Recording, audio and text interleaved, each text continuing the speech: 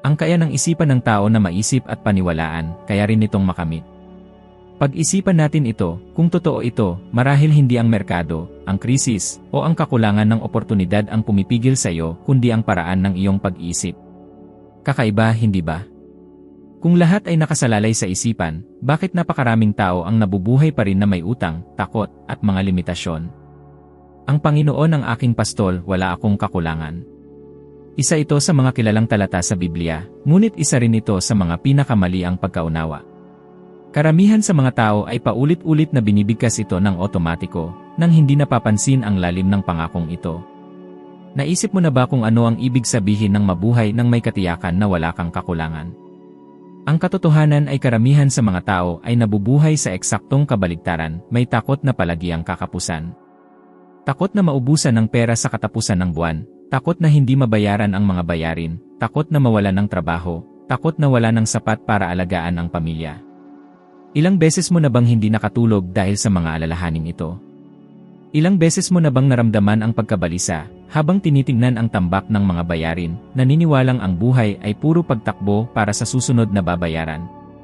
Ang awit na ito ay nagdadala ng isang makapangyarihang susi, ang kasaganaan ay hindi nagsisimula sa bulsa, kundi sa isipan. Iyan mismo ang natuklasan ni Napoleon Hill noong siya ay bata pa. Lumaki siya sa gitna ng kahirapan, nahaharap sa mga limitasyon na magpapasuko sa maraming tao. Ngunit nang interbyuhin niya si Andrew Carnegie, isa sa mga pinakamayamang tao sa kanyang panahon, naunawaan niya ang pagkakaiba sa pagitan ng mga nabubuhay ng may kasaganaan at ng mga nabubuhay na nakakulong sa kakapusan. Sinabi sa kanya ni Carnegie na ang tunay na kayamanan ay unang ipinanganak bilang isang ideya, isang panloob na paniniwala na ikaw ay ginagabayan, pinoprotektahan, at pinaglalaanan. Dinala ni Hill ang aral na ito sa buong buhay niya. Bago makamit ang pera, kailangan munang makamit ang isang mentalidad ng pagtitiwala. Gayunpaman, ang pagtitiwalang ito ay hindi isang mahiwagang bagay o mistiko. Ito ay isang pang-araw-araw na pagpipilian. Halimbawa, si Hill ay dumaan sa mga panahong wala siyang makain. May mga araw na kumatok ang gutom sa kanyang pinto, at gayunpaman ay nagpatuloy siya sa pagsusulat, naniniwalang ang layunin na kanyang dala ay mas malaki kaysa sa kahirapan na kanyang kinakaharap. Isipin ang sakit ng makita ang mga anak na nangangailangan at walang maibigay na tulong. Nagdudulot ito ng matinding kalungkutan, ngunit nagpupukaw din ito ng isang makapangyarihang bagay, ang katiyakan na kung kahit sa gitna ng kakapusan ay nagawa niyang magpatuloy, kaya mo rin. Karamihan sa mga tao, kapag nakaharap sa ganitong sitwasyon, ay nakikita lamang ang kakulangan. Ngunit naunawaan ni Hill na ang "wala akong kakulangan" ay isang pagpapahayag ng pananampalataya, hindi ng kalagayan. Ito ay pagsasabi sa sarili, hindi ko hahayaang alipinin ako ng takot. Sapagkat isipin natin, ano ang silbi ng pag-aalala ng buong magdamag?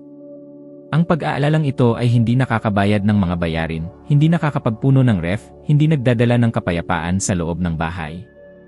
Sa katunayan, tinatanggal lamang nito ang kinakailangang kaliwanagan upang makahanap ng mga solusyon. At pinatutunayan ito ng agham, ipinakikita ng mga pag-aaral na ang mga taong may talamak na pinansyal na stress ay nababawasan ang kanilang kakayahan sa pag-isip, na gumagawa ng mas masamang desisyon nang sa oras na higit nilang kailangan ang kaliwanagan. Ibig sabihin, ang takot na maubusan ay ang pinakamalaking magnanakaw ng kasaganaan. Ngayon, tingnan natin kung paano maiaangkop ang awit na ito sa araw-araw. Isipin na malapit ka nang pumasok sa bangko upang muling makipag-ayos ng utang. Karamihan ay dumating doon ng may pagkabalisa, kinakabahan, at talo na. Ngunit kung, bago yon, huminto ka, huminga, at ulitin ang ang Panginoon ang aking pastol, wala akong kakulangan, ang iyong paninindigan ay magbabago. Mas kalmado kang papasok sa usapan. Mas may tiwala, at nagpapataas ito ng mga posibilidad na makakuha ng mas magagandang kondisyon. Mukhang simple, ngunit may malaking pagkakaiba. Isa pang halimbawa, pumunta ka sa palengke at napagtanto mong hindi mo mabibili ang lahat ng gusto mo. Ang likas na ugali ay ang makaramdam ng pagkabigo, magreklamo, at palakasin ang ideya ng kakapusan. Ngunit kung sa sandaling ito ay ulitin mo ang awit na ito, naaalala mo na ang iyong buhay ay hindi limitado sa sandaling sitwasyong ito. Kumalma ang isipan, at maiiwasan mo ang siklo ng reklamo na umaakit lamang ng higit na kawalan ng pag-asa. Ang aral na ito ay naugnay din sa isang makapangyarihang kasanayan ni Napoleon Hill, ang paggunita. Naniniwala siya na ang isipan ay hindi nakikilala ang totoo sa matinding gunita. Kapag inuulit mo ang wala akong kakulangan ng may pananalig, ang iyong isipan ay nagsisimulang maniwala dito, at magsisimula kang kumilos ng may higit na tapang at kaliwanagan, na nagbubukas ng mga pintuan na dati ay mukhang sarado. Ang awit na ito ay hindi isang pangako na hindi magkakaroon ng mga paghihirap, kundi isang garantiya na hindi ka kailanman mag-iisa sa harap ng mga ito. Naranasan ito ni Hill sa totoong buhay, at ang kanyang kwento ay patunay na ang kasaganaan ay hindi nagsisimula sa pera, kundi sa pananampalataya, paniniwala, at mentalidad. At marahil ang pinakamalaking aral ay ito, habang naniniwala kang laging kulang, laging kulang. Ngunit kapag nagpa siyang maniwala na wala kang kakulangan, magsisimula kang makakita ng mga solusyon, kung saan dati ay nakakakita ka lamang ng mga problema. Sa pagbabagong ito ng pananaw kung saan nagsisimula ang tunay na kasaganaan. Maging masaya ka sa Panginoon, at bibigyan ka niya ng mga ninanais ng iyong puso. Ilang beses mo na bang tinanong ang iyong sarili kung hindi ka ba humihingi ng sobra sa buhay? Karaniwan na ang maniwalang ang pagnanais ng kasaganaan, kayamanan, o pagkilala ay isang maling bagay, na parang isang tanda ng pagiging makasarili o labis na ambisyon.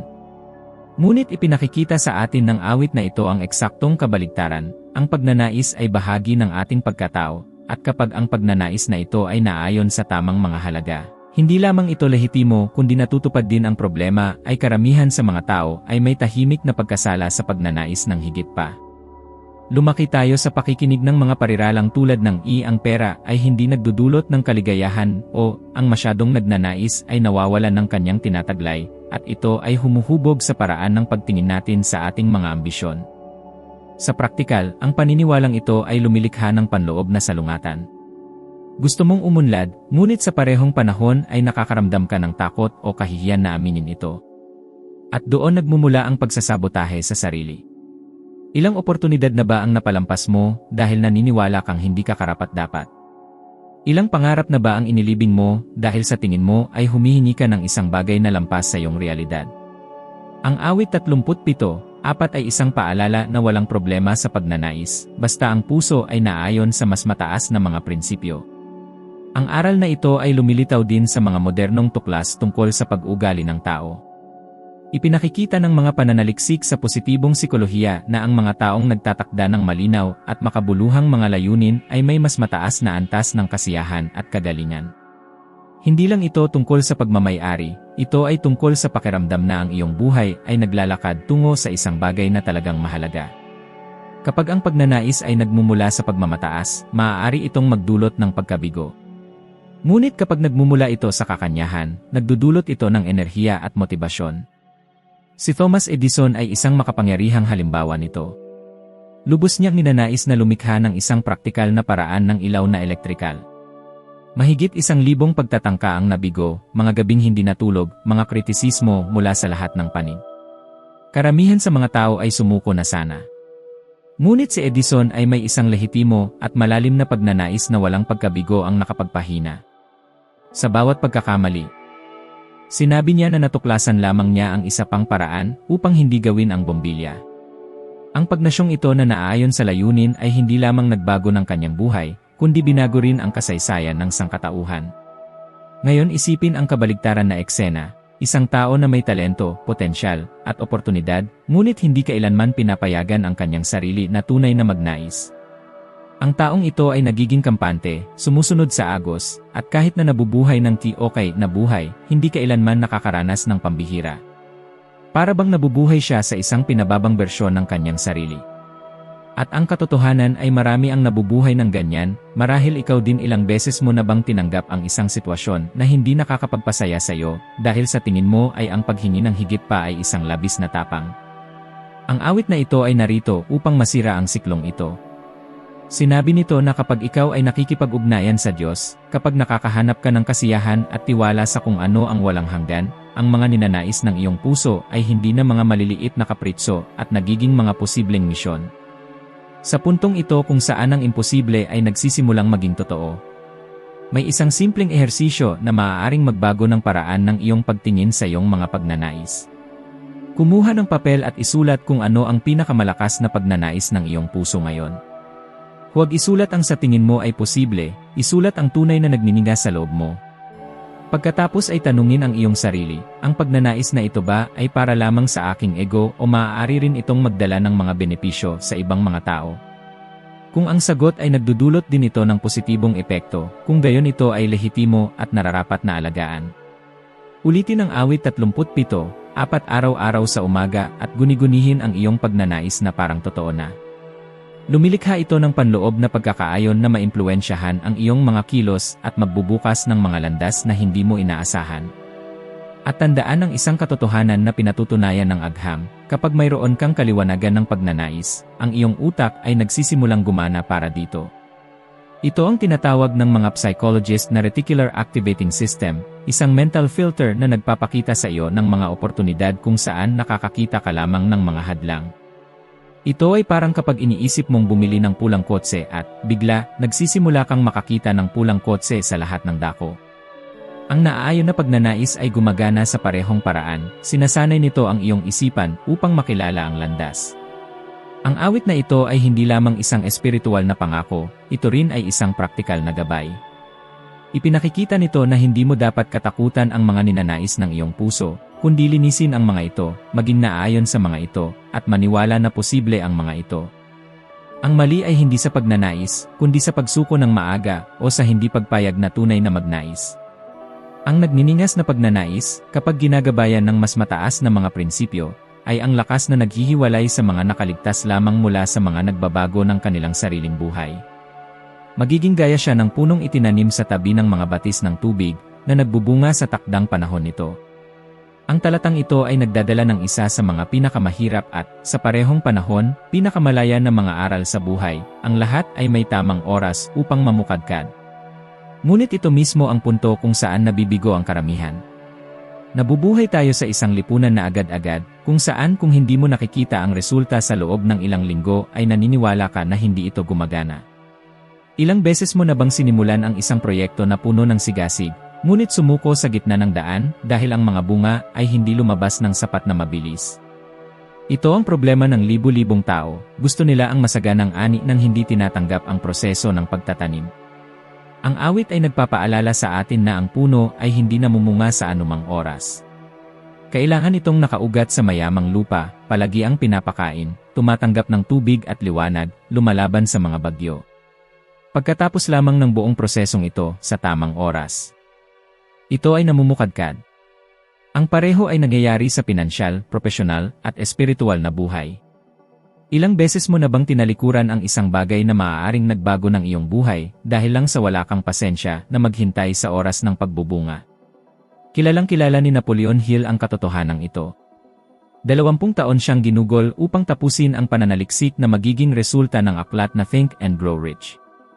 20 taon ng mga panayam, pag-aaral, pagtatangka at mga pagkakamali.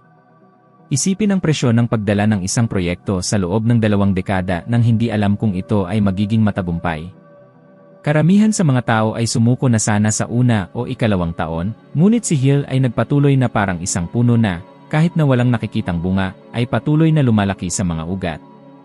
Ang resulta ay ang kanyang aklat ay naging isa sa mga pinakamalaking klasiko ng personal na pag-unlad sa kasaysayan na nakakaapekto sa milyon-milyong tao hanggang ngayon. Ngayon, isipin ang kabaligtaran. May mga nakakamit ng kayamanan at katanyagan ng mabilis, ngunit walang malalim na ugat. Ito ay parang isang punong mabilis na lumalaki sa mababaw na lupa. Isang bagyo lamang at ang lahat ay gumuho. Ang kwento ni Mike Tyson ay isang halimbawa nito. Naabot niya ang tuktok ng boxing noong siya ay bata pa, nagtipon ng kayamanan at pagkilala. Ngunit walang disiplina, walang pasensya, at walang matibay na ugat, nawala ang halos lahat sa maikling panahon. Ito ay patunay na ang mabilis na tagumpay na walang katatagan ay maaaring maging mapanganib tulad ng kabiguan. Ang awit na ito ay nag-aanyaya sa atin na magnilay-nilay sa halaga ng katatagan.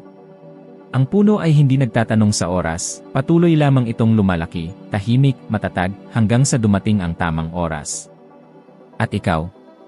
Ilang plano na ba ang tinalikuran mo dahil hindi ito gumana sa oras na inaasahan mo? Ilang beses mo na bang sinimulan ang pag-ipon ng pera, ngunit sumuko dahil sa loob ng ilang buwan ay hindi ka nakaipon ng malaking halaga? Ang kawalan ng pasensya ang sumisira sa mga pangarap ng marami. Pinatutunayan ng siyensya ang kahalagahan ng pagtitiis. Ipinakikita ng mga pag-aaral sa sikolohiyang pang-asal na ang mga taong kayang mag-antala ng agarang gantimpala ay may mas mataas na posibilidad na makamit ang tagumpay sa mahabang panahon.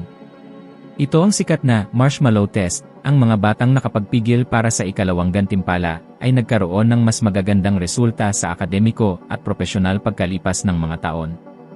Ang parehong lohika ay naangkop sa buhay ng mga nasa hustong gulang. Ang marunong maghintay at patuloy na nagdidilig sa kanyang mga ugat ay aani ng mas matatag at pangmatagalang bunga. At narito ang isang praktikal na ehersisyo. Pumili ng isang layunin na iyong tinalikuran noon dahil tila matagal masyadong makamit. Maaaring ito ay ang pag-ipon ng pera, pag-aaral ng isang kasanayan, o maging ang pagpapalit ng karera. Balikan ang layuning iyon at mangako na gumawa ng maliliit at pare-parehong hakbang sa loob ng kahit 70 araw, nang hindi umaasa sa agarang resulta. Sa panahong ito, sa tuwing sasalakay ang pagkabalisa, ulitin ang salmong ito bilang paalala. Ang mga bunga ay hindi lumilitaw sa panahon ng pagmamadali, kundi sa tamang panahon. Makakatulong din ang pagsira sa lohika ng pagmamadali sa pamamagitan ng simpleng pagninilay. Kung maging ang kalikasan ay nangangailangan ng panahon upang magbunga, bakit magiging iba ang iyong buhay? Ang isang binhi ay hindi nagtatanong kung bakit ito nakabaon sa dilim bago tumubo. Ito ay nagtitiwala lamang sa proseso. Sa parehong paraan, madalas mong kailangang dumaan sa mga yugto ng tila katahimikan o maging ng kahirapan upang makapag-ugat na magtataguyod sa iyong kinabukasan. Sa iyong tahanan ay may kasaganaan at kayamanan, at ang iyong katuwiran ay mananatili magpakailanman. Ang salmong ito ay isang makapangyarihang paalala na ang kayamanan at integridad ay hindi magkasalungat na konsepto. Marami ang may takot na ang pag-unlad ay kasing kahulugan ng pagkasira, pagkawala ng mga halaga, o pagiging ibang tao. Ilang beses mo na bang iniwasan ang mga oportunidad para sa pag-unlad sa pananalapi dahil sa takot na magbago, na lumayo sa iyong itinuturing na tama? Ito ay isang karaniwang bitad, ang paniniwala na ang tagumpay ay hindi maiiwasang sumisira sa moralidad. Alam ni Napoleon Hill na ito ay isang pagkakamali. Napansin niya, sa loob ng kanyang mga dekada ng pananaliksik sa mga taong matagumpay, na yaong mga nakamit ang pangmatagalang kayamanan ay palaging iniayon ang kanilang mga layuning pinansyal sa matibay na mga prinsipyo. Nakakita siya ng mga halimbawa ng mga taong nagtipon ng kayamanan nang may mabuting asal at positibong nagbago sa kanilang buhay at komunidad. Ngunit nakakita rin siya ng mga taong, sa paghahangad ng kayamanan ng walang prinsipyo, ay nawalan ng lahat. Si Hill mismo ay dumaan sa isang mahihirap na panahon noong dekada 1930 nang siya ay magdusa ng malalaking pagkalugi sa pananalapi at pag-uusig sa batas. Sa sandaling ito niya naunawaan na ang kayamanan lamang na may layunin at integridad ay maaaring manatili sa mahabang panahon. Ang karanasan ay nagdulot sa kanya ng isang matinding halo ng kawalan ng pag-asa at malalim na pag-aaral, isang kalungkutan na naging kaliwanagan at katatagan. Ang salmong ito, na inilapat sa praktika, ay nag-aanyaya sa pagninilay. Paano mo hinahawakan ang iyong pera? Ito ba ay isang lingkod o isang Panginoon sa iyong buhay? Maraming tao ang nagiging alipin ng pera, na inuuna ang agarang kita, kaysa sa mga halaga, pamilya, at kagalingan. Ipinakikita ng mga pag-aaral sa sikolohiyang pang-ekonomiya na ang mga individual na nakikita ang pera lamang bilang isang wakas ay nakararanas ng higit na stress, may mas kaunting kasiyahan sa sarili, at madalas na gumagawa ng mga nagmamadaling desisyon na nakompromiso ang kanilang katatagan sa pananalapi. Sa kabilang banda, yaong mga nauunawaan ang pera bilang isang kasangkapan upang lumikha ng seguridad, kalayaan, at positibong epekto ay nagpapakita ng mas mataas na antas ng kaligayahan at balanse sa emosyon. Upang mailapat ang araling ito, simulan ang pagmamapa ng iyong mga desisyon sa pananalapi at mga ugali sa pagkonsumo. Tanungin ang iyong sarili, ang aking mga pinili ba ay sumasalamin sa kung sino ang gusto kong maging o ang presyon lamang ng kasalukuyang panahon? Halimbawa, kapag nakatanggap ng pagtaas o bonus, sa halip na agad na gastusin ang lahat, suriin kung paano mapapalakas ng mga pondo na ito ang iyong buhay at ng mga taong nasa paligid mo. Ang pagbibigay, pamumuhunan sa pag-aaral, at pagpaplano para sa hinaharap ay mga paraan upang iayon ang kasaganaan sa katuwiran na ginagawang pangmatagalan at makahulugan ang pera. Ang mensaheng ito ay makapangyarihan. Ang tunay na kasaganaan ay hindi lamang ang pag-ipon ng mga ari-arian, kundi ang paglikha ng isang ligtas, etikal, at makatarungang kapaligiran sa iyong paligid. Si Hill ay dumaan sa mga nakapipinsalang pagkalugi at bumangon na may mas malinaw na pananaw na ang kayamanan na walang layunin ay hindi matatag, ngunit ang kayamanan na naaayon sa mga prinsipyo ay lumilikha ng isang pamana na nagtatagal. Ang Salmo 112 ay nagtuturo sa atin na, kapag ang kasaganaan ay nilinang ng may katuwiran, hindi lamang pera ang nawawala, kundi nakakakuha ng tiwala, kalayaan sa emosyon, at isang malalim na pakiramdam ng kaganapan. At ito ang kombinasyon na nagbabago hindi lamang sa iyong buhay, kundi pati na rin sa buhay ng lahat sa paligid mo, na ginagawang isang puwersa ng kabutihan ang kasaganaan. Magtiwala ka sa Panginoon ng buong puso mo, at huwag kang manalig sa iyong sariling pag-unawa. Ang talatang ito ay isang panawagan upang talikuran ang ilusyon na kaya nating kontrolin ang lahat gamit ang lohika at lakas ng loob lamang. Karamihan sa mga tao ay nabubuhay sa patuloy na tensyon, sinusubukang planuhin ang bawat detalye ng buhay pinansyal at propesyonal, ngunit nakakalimutan na ang tunay na kapangyarihan ay nasa kombinasyon ng pagkilos at tiwala. Ilang beses mo na bang napapagod sa pagtatangkang kontrolin ang mga sitwasyon na wala sa iyong abot? Ilang gabi ka nang hindi makatulog dahil sa pag-iisip ng si paano kung? Ipinapakita sa atin ng salmong ito na ang balanse sa pagitan ng estratehikong pagkilos at tiwala ang tunay na lumilikha ng pangmatagalang kasaganaan. Naranasan mismo ni Napoleon Hill ito nang subukan niyang interviewin si Andrew Carnegie. Nakaranas siya ng halos imposibleng mga hadlang, mga makapangyarihang tao na tumatanggi sa pakikipag-ugnayan, limitadong mga mapagkukunan, at isang kabataan na puno ng kawalan ng katiyakan.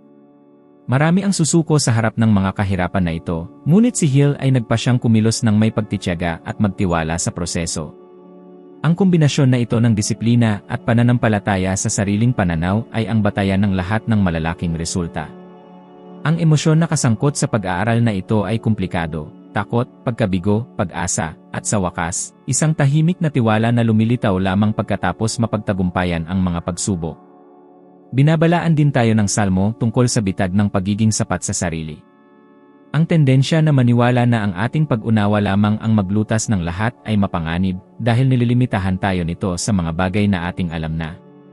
Ipinakikita ng mga pag-aaral sa paggawa ng desisyon na ang mga taong nagsasama-sama ng pagpaplano at pagiging bukas sa mga bagong impormasyon at pananaw ay mas matagumpay kaysa sa mga nagtitiwala lamang sa kanilang panloob na lohika. Ibig sabihin, ang pagtitiwala ay hindi nangangahulugang pagiging pasibo, nangangahulugan ito ng pag-ayon ng iyong pagsisikap sa mga prinsipyo at mas malawak na estratehiya na pinapayagan ang mga hindi inaasahang solusyon na lumitaw. Upang mailapat ito sa praktika, pumili ng isang layuning pinansyal o personal na sinubukan mo nang makamit ng walang tagumpay. Hatiin ito sa maliliit na pang-araw-araw na aksyon, ngunit bago simulan ang bawat hakbang, ulitin sa isip, nagtitiwala ako sa proseso at bukas ako sa mga resulta na maaaring lumitaw. Isipin hindi lamang ang pangwakas na resulta, kundi pati na rin ang mga aral at koneksyon na darating sa daan. Ginagawa nitong malinaw ang pagkabalisa at ang takot ay nagiging oportunidad. Binibigyang diin din ni Hill ang kahalagahan ng paglikha ng isang mastermind, isang network ng mga taong may magkakaparehong layunin at nagtutulungan sa isa't isa. Ang pagtitiwala sa sariling pag-unawa ay hindi nangangahulugang pag-iisa, ngunit pagkilala na ang kolektibong kaalaman at pakikipagtulungan ay nagpaparami ng mga resulta.